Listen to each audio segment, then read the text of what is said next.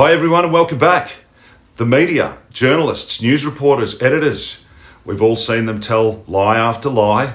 We've seen them twist the truth. We've seen them omit the truth. We've seen them push whatever narrative is necessary. We've seen them defame people and destroy lives. And what's sad is they do it every single day. Now, a couple of years ago, this happened to hit me very close to home. I became the subject myself. I became the target.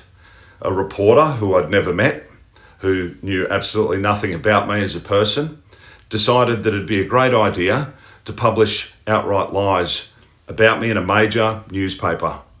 Tens of thousands of people, if not hundreds of thousands of people, have probably read the article. It's still online today. It's in the Herald Sun. Now, that false article ended my career. It cost me my house. It impacted my family. It had devastating consequences. But the reporter who lied about me, she literally couldn't give a damn. I proved that it was wrong. I emailed the paper. I pointed out the court record. No apology, no correction, no accountability. She kept her job, and I nearly lost everything in the process. Now, I remember sitting there thinking to myself, how could a journalist actually do that to someone? What kind of person wakes up in the morning, goes to work, and decides to destroy someone's life just so that they can get a good headline? No regard for my children, no regard for my family, no regard for my mental health, no regard for the truth. It genuinely baffled me at the time. But here's what I've learned so far. The problem itself isn't just a few bad apples. It's not one particular reporter, it's not one newsroom, it's the actual system itself. A system that rewards journalists for lying. A system where truth is optional and outrage is currency. Now, in this video, I'm going to show you exactly how that system works, why journalists are very happy to wreck someone's life just to get clicks, and how they can still sleep like babies at night while telling themselves that they're actually the good guys. Let's just pull the curtain back. Now, before we do go any further, let me just make something really clear. If you're watching this video and you're thinking to yourself, surely the media wouldn't just tell outright lies, or journalists don't publish things that they can't prove, then you better grab yourself a seat, because my case that I went through is not unique. It's not even unusual. This happens constantly. Let me give you a few examples. These are all public, all documented, and all proven in court. Heston Russell versus the ABC. A former Special Forces commando, decorated, respected. The ABC ran a story implying that his unit executed a prisoner. No evidence, no footage, no witnesses, just hearsay from one anonymous source. Now, the federal court found that the story was wrong. They found that it was defamatory and it caused serious harm. The ABC was ordered to pay around $400,000. So if the most elite soldier in the country can be defamed on national television without any proof, well then obviously anyone can. Andrew Laming versus 9 Network. 9 News accused a sitting MP of upskirting a woman in public. It was false, completely false. 9 quietly settled. They apologised in court. They paid damages. They removed the story. But the public never gets the apology with the same reach as they do with a lie. This man's reputation, it's probably still damaged, and it will be permanently. Rebel Wilson versus Bauer Media. Bauer Media invented stories about her age, her name, her background and her childhood. A jury found the articles were malicious and cost her real work. Now, in her case, the payout was $4.5 million. That's the largest defamation win in Australian history at that time, all because of lies printed for entertainment. Aboriginal dance group versus multiple outlets. Sky News, The Australian, and the Daily Telegraph used a photo of Aboriginal children to illustrate a story that they had nothing to do with. Their faces were blasted across the country in a completely false context. They were minors. It still didn't matter. Only after legal action did the outlets actually apologise and settle. And these cases here are just the ones who had the resources to actually fight. For every high-profile win, there's hundreds of people who get lied about, misrepresented, or destroyed, but they don't take any action because they're scared, they're exhausted, they don't have the resources, or they don't have the $500,000 that you'll need for the legal battle. And that brings me back to the entire point. This isn't the exception, this is the model. It's how the modern media machine actually operates. So if you think journalists don't lie, the evidence clearly says otherwise. And now that you've seen that, let me show you why this continues to happen day after day and why the system itself actually rewards it. You've just seen some real cases where journalists have been proven to lie. Because once you understand the incentives, the whole thing suddenly begins to make sense. So journalists don't wake up thinking, who can I ruin today? Most of them don't even see themselves as liars. But the system that they work in, that system itself rewards deception and punishes honesty. It used to be about reporting facts.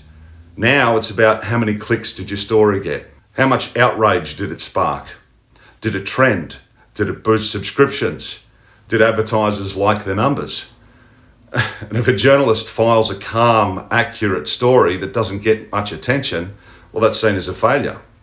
But if they publish something that's explosive, sensational, controversial, even if it's reckless, even if it's outright wrong, even if it harms someone's life, well, that's a win. That's how they get rewarded.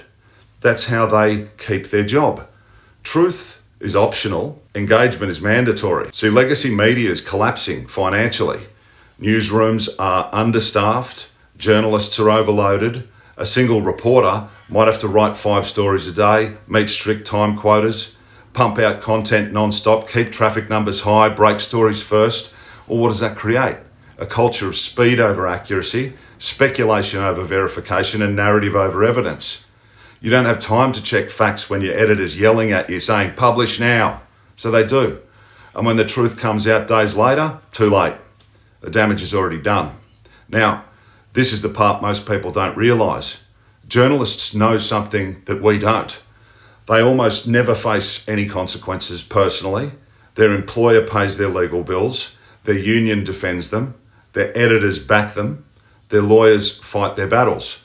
Meanwhile, the person that they smear loses their job, loses their income, loses their reputation, loses their mental health, spends tens of thousands of dollars trying to fight back.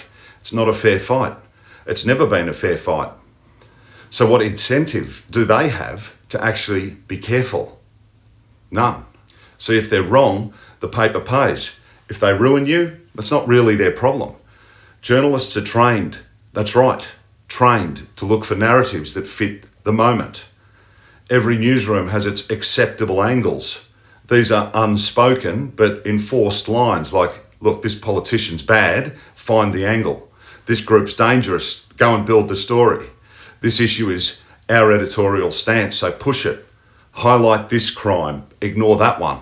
Once they decide the narrative, facts become decorations. They don't ask, is this true? They ask, hey, does it fit the story? Does it fit the narrative we're trying to push here? Truth is flexible. Narratives are fixed. See, what they do is dehumanise their targets. And this is where my personal experience comes in. To a journalist, you're not a person. You're a headline, you're a character, you're a storyline, you're an angle, you're a clickable crisis. They don't see your kids. They don't see your family. They don't see the consequences. They don't see the good things that you do. All they see is content. And once you stop being human in their eyes, anything goes. And that's how they manage to sleep at night. Not guilty, not conflicted, not ashamed, because in their little heads, they're just doing their job. See, this is the secret weapon of media deception. The lie spreads, the correction dies, a journalist knows that the lie hits the front page, and the correction goes on page 19. No one sees it. The damage is permanent. They've already won. And even when courts force an apology, it comes months, even years later, after the victim's life is already destroyed. So, again, why would they actually stop lying? The system rewards them for lying.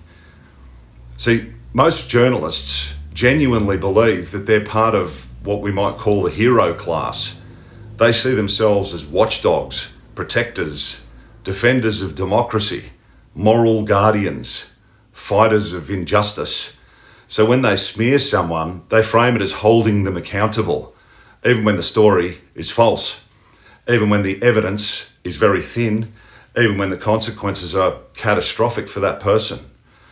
See, this self-righteous image is so strong that it overrides reality. They're not lying in their own mind.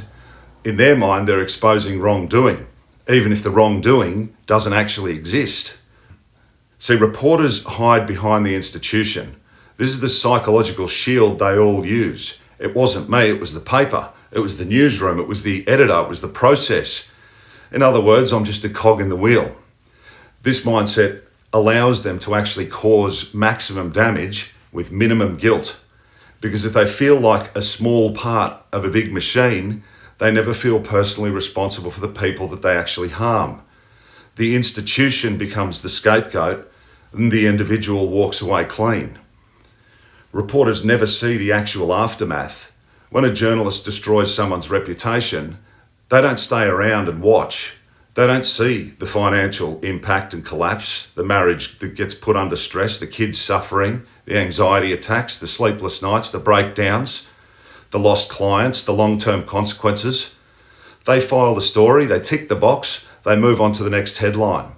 And because they never see the actual pain, well, how are they going to feel it?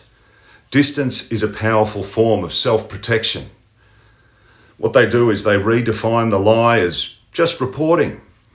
Well, here's a brutal truth. Most journalists don't think they lie. They think they simplify.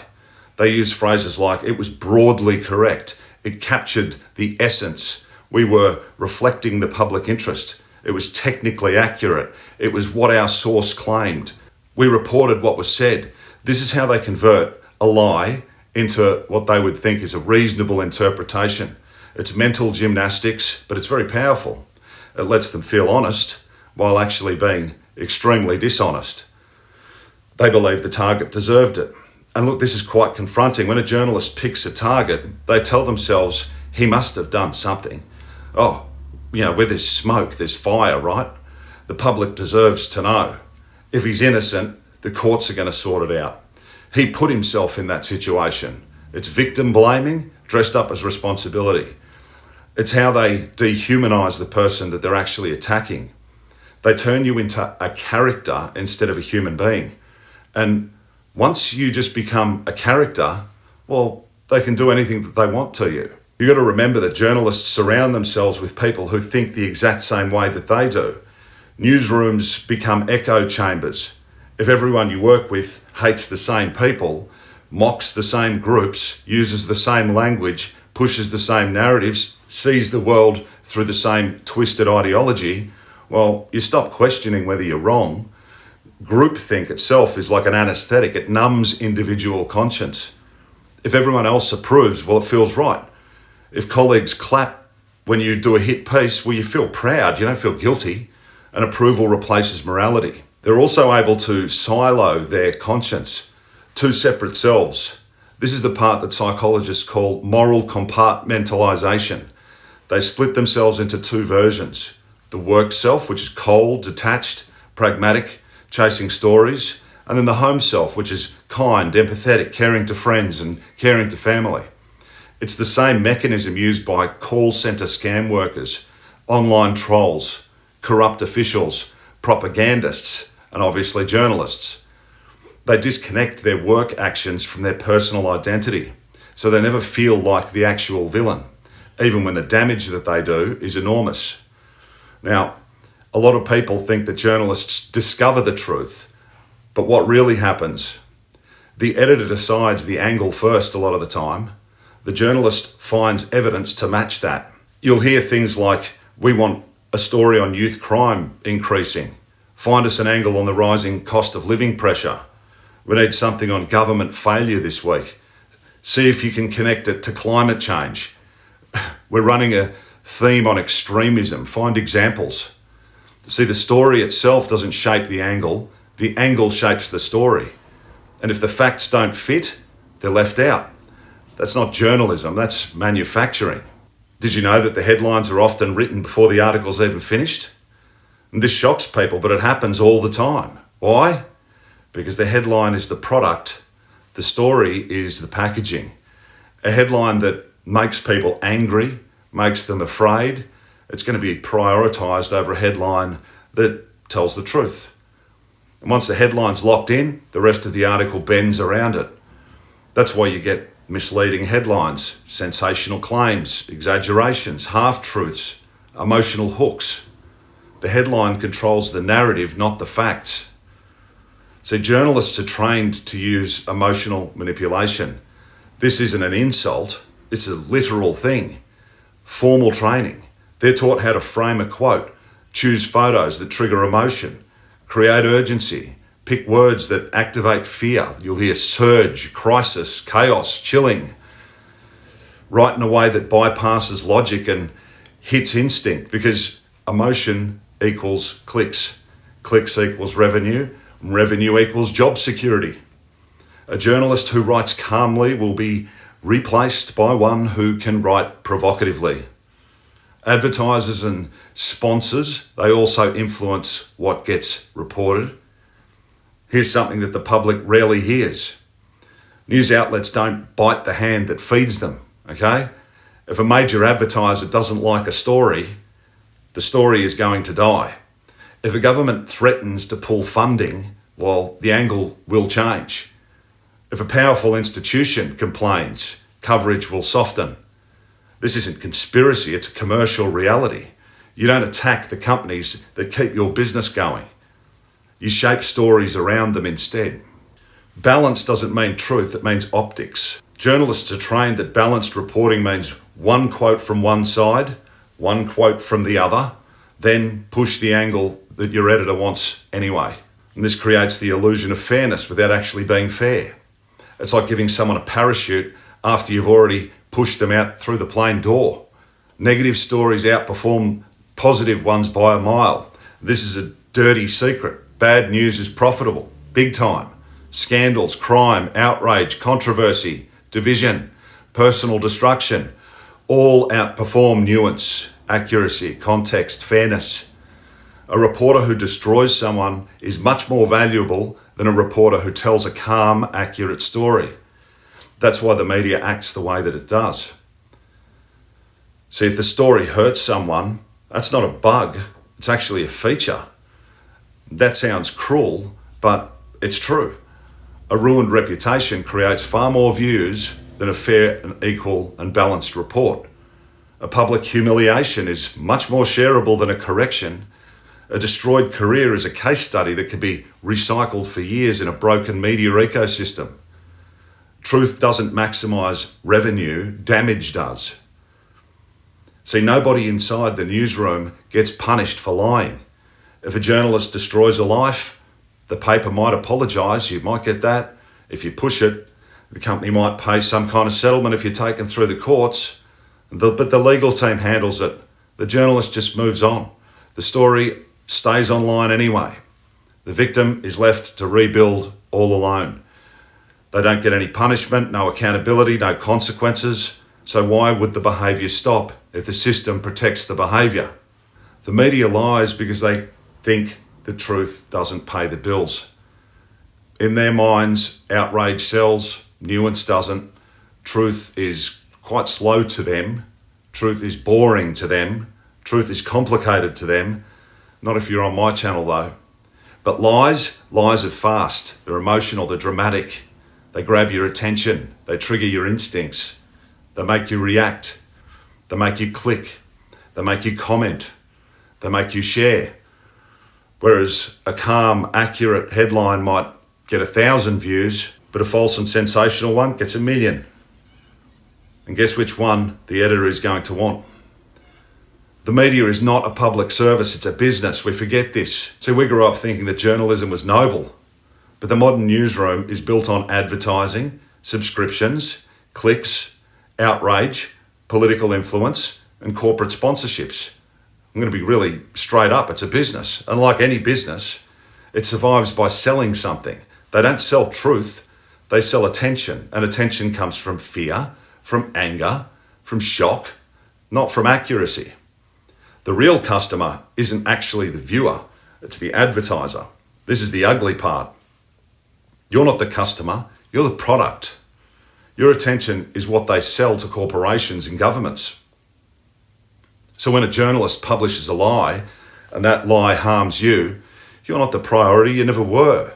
The priority is what keeps the company alive. See, when truth threatens power, truth dies first. If a story exposes a powerful company, a politician, a donor, sponsor, a major advertiser, an ideological agenda, well, it probably isn't going to get published. But if a story destroys an ordinary person, well, that's an easy win, isn't it? No pushback, no risk. You become the sacrifice that feeds their machine. So by now, you understand something that's huge. Journalists don't lie because they are uniquely evil. They lie because the system that they work in rewards it, protects it, normalizes it. It's the culture, it's the economics, it's the incentives, it's the ideology, it's the business model. And when the system encourages deception, people inside the system itself stop seeing it as being deception. They stop seeing the victims. They stop seeing the consequences. They stop seeing human beings for being people. They just see stories. They see content. They see numbers on a dashboard, and that's how they are able to sleep at night. If you take one thing from this video, let it be this. Never assume that the media tells you the truth. Not because every journalist themselves is corrupt, but because the system that they work in makes honesty the least valuable thing that they can offer. They aren't intelligent enough to actually sell the truth, quite obviously. For them, selling lies is a whole lot easier. My life was damaged by a lie, and so were thousands of others. And unless people start waking up to how this machine really functions, it's going to keep happening. So if this video opened your eyes, share it, because sunlight, shining the light, is the one thing that the media machine cannot survive. And people always ask me, all right, but what can we do? Well, here's the answer. Stop feeding it. That paper that you get delivered, that gets thrown out on your front lawn in the morning, cancel the subscription now. That monthly online subscription that you barely even read, but just keep, just in case, cancel it now. Why would you pay so that you can be lied to? Buying from them equals funding them. Now, if you enjoy fiction and stories, go and watch a movie, read a book where no one's real life is actually going to get ruined. Take away their funding from them. Next time you're at the supermarket, next time you're at the service station and you see that paper sitting there and you go, oh, I might buy that, I like the smell, or I enjoy doing the Sudoku or the crossword, rethink it. Next time you turn the telly on, make sure that you have your YouTube app up. Make sure that you got your Rumble app up, your Netflix app up, anything else. Whatever, but do not give the commercial channels even 1 second of your time or attention, even to watch their other programs. What do they got? Maths, The Block, Sport, Days of Our Lives, Young and the Restless, Sunrise. Innocent viewing? Absolutely not when you boil it down. You might think it's okay because, I'm not actually watching the news. It's just entertainment. But when you actually watch those shows, you indirectly fund the media machine. If you see clickbait articles from news outlets on your social media, resist reacting to them. Resist the desire to place a comment. Do not engage, just ignore. By subscribing, buying, watching, reacting, commenting on any of their garbage, you're paying them indirectly. You're literally buying the machine that would happily shred your life up into pieces in a heartbeat. Starve what lies, support what tells the truth. And if you can't find honest media, at the very least, stop paying for dishonest media. My life was damaged by the lie, so were thousands of others. And unless people start waking up to how this machine really, truly functions, it is going to keep happening. Oh, and hey, if you're a journalist and you're watching, great. You have some thinking to do, don't you? I'm not angry with anyone. I'm not angry with the person who wrote the article about me. I don't want revenge. I don't care. I forgive. But just because I forgive does not mean that I'm going to stand by and let what happened to me happen to others. So thanks for watching. Was the video valuable? Was it challenging? If it was, please share it with some banana who thinks the media tells the truth. For the love of God, share it far and wide. Like it, subscribe to my channel if you haven't already. turn on the notification bell so that you don't miss any more of my videos. They will hopefully change your life for the better. Put a comment in the box below, and I look forward to seeing you on the next video.